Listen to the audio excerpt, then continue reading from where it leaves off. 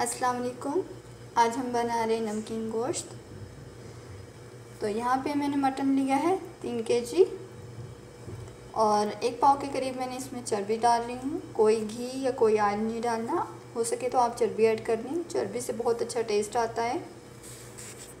और नमक मैंने लिया है 1 चम्मच और काली मिर्च पाउडर मैंने लिया है हाफ़ चम्मच। अदरक लहसुन का मैंने पेस्ट लिया है, लहसुन 3 चम्मच और अदरक भी 3 चम्मच।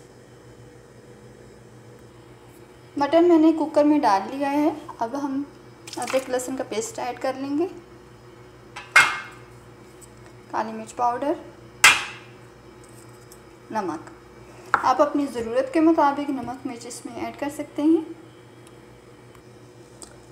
पानी हम इसमें 1 जग ऐड कर लेंगे।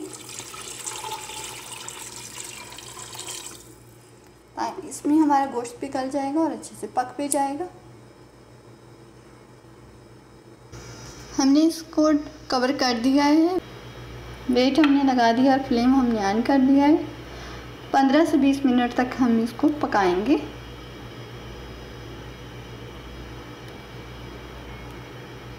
फ्लेम हमारी हाई होगी।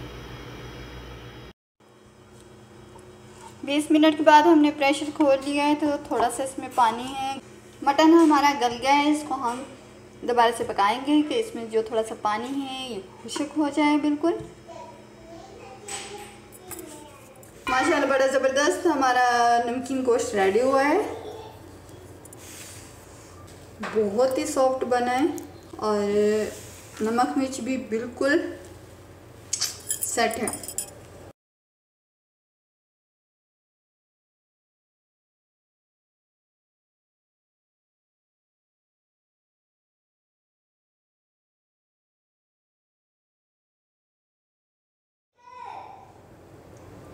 अल्लाह हाफिज़।